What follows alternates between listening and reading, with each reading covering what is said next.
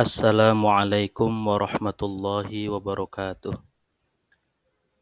Bismillah, alhamdulillah, wassalatu wassalamu ala sayyidina Muhammad Rasulillah wa ala alihi wa sahbihi wa mawalah, amma ba'du. Teman-teman semua, eh, di kesempatan kali ini kita akan bareng-bareng membahas tentang mukjizat dan keterpeliharaan Al-Quran. Pertama kita akan bahas soal mukjizat dulu. Mukjizat itu apa sih? Mukjizat itu secara bahasa artinya melemahkan, yang mana berasal dari anjaza yu'jizu i'jazan, ya, melemahkan. Nah, di dalam istilah mukjizat itu suatu kejadian yang di luar kebiasaan atau di luar batasan-batasan umum yang sudah diketahui. Ini pengertian mukjizat. Sehingga pengertian tersebut membatasi istilah mukjizat kepada nabi dan rasul. Jika sesuatu yang di luar kebiasaan tersebut terjadinya pada diri selain nabi dan rasul, maka istilah yang digunakan atau penamaan yang digunakan terhadap kejadian luar biasa itu bisa dengan istilah irhas, karamah, ma'unah, istidraj, dan sihir. Kemudian irhas itu apa? Irhas itu sesuatu kejadian luar biasa yang dialami oleh seseorang yang akan diangkat menjadi nabi dan rasul. Nabi atau rasul. Jadi belum jadi nabi, belum jadi rasul, belum diangkat jadi rasul, tapi baru mau akan. Kemudian dia mengalami kejadian luar biasa. Nah, kejadian luar biasanya itu namanya irhas. Kemudian karomah.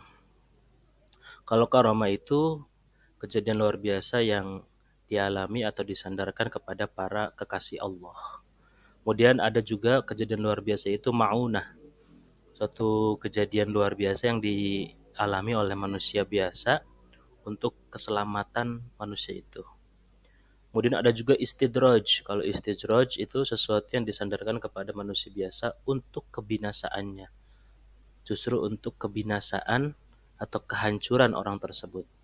Kemudian ada juga kejadian luar biasa itu yang kita sebut dengan sihir. Nah, kalau sihir itu disandarkan kepada manusia yang bisa dicari atau dipelajari syarat-syarat tertentu, ya, seperti perdukunan itu, ya. Kemudian selanjutnya kita bahas mengenai mukjizat itu sendiri. Ada dua klasifikasi menurut kitab Al-Itqan fi Ulumil Quran. Imam Suyuti menjelaskan mukjizat itu ada kategori yang pertama hissiyah, kategori yang kedua adalah ma'nawiyah. Adapun yang hissiyah itu adalah mukjizat yang bisa dilihat dan dirasakan dengan panca indera. Bisa ditangkap oleh panca indera seperti yang peristiwa Nabi Musa itu membelah laut dengan tongkatnya, itu hissiyah. Artinya bisa dilihat dan dirasakan dengan panca indera, ya. Kemudian ada juga mukjizat yang sifatnya ma'nawiyah, adalah mukjizat yang bisa dipahami dengan akal. Ya, seperti Al-Quran itu menurut kategori ini berarti masuk ke ma'nawiyah.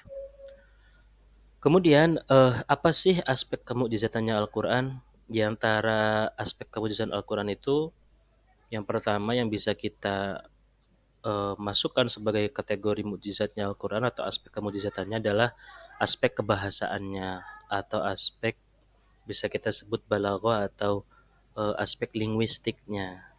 Kemudian isyarah ilmiahnya, kemudian juga sejarah dan pemberitaan gaib, artinya pemberitaan sesuatu yang cenderung tidak nampak pada saat informasi itu datang, tapi lebih ke seperti hal-hal yang belum terjadi tapi itu nyata nanti akan terjadi, ya. Tapi itu bukan berarti Al-Quran juga kita beramalan, karena ada dasar dari Al-Baqarah ayat 204, dan di antara manusia ada yang pembicaraannya tentang kehidupan dunia mengagumkan engkau, wahai Muhammad, dan dia menjadikan Allah sebagai saksi atas kebenaran isi hatinya, padahal dia adalah penentang yang paling keras.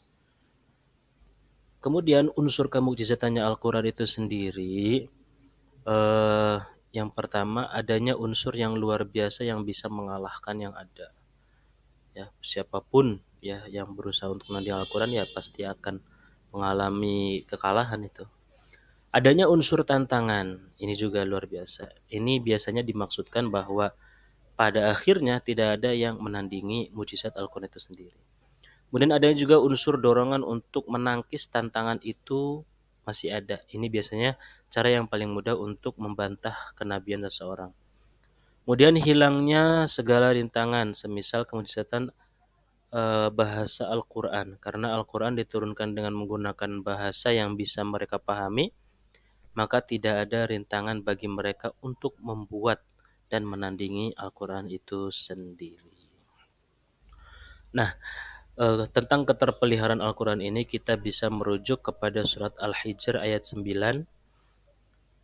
Inna nahnu nazzalna dzikra wa inna lahu lahafizun. Sungguhnya kamilah, Allah lah yang menurunkan Al-Quran. Dan sesungguhnya kami, Allah, benar-benar akan memelihara Al-Quran. Jadi yang langsung memelihara adalah Allah. Kemudian dari hadisnya, nazalat fi Abdullah bin Sa'ad bin Abi Sarah. Qala sa'unzila mithlu ma nazzalallah wartadda 'anil Islam. Falamma dakhala Rasulullah SAW Makkah, atabihi Uthman Rasulullah SAW fastamana lahu.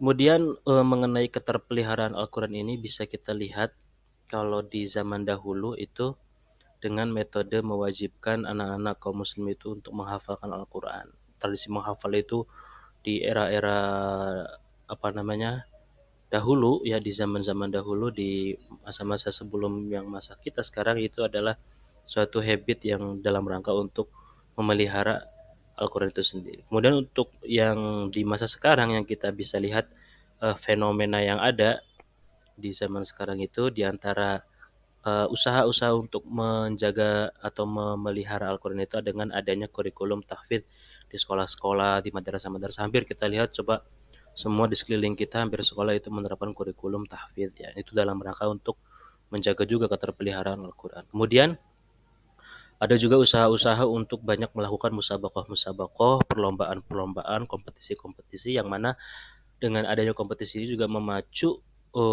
minat anak-anak untuk terus banyak bergelut dengan Al-Quran, menghabiskan waktu dengan Al-Quran, dan itu adalah salah satu usaha untuk menjaga atau untuk memelihara Al-Quran itu sendiri. Demikian teman-teman semua, terima kasih atas perhatiannya. Assalamualaikum warahmatullahi wabarakatuh.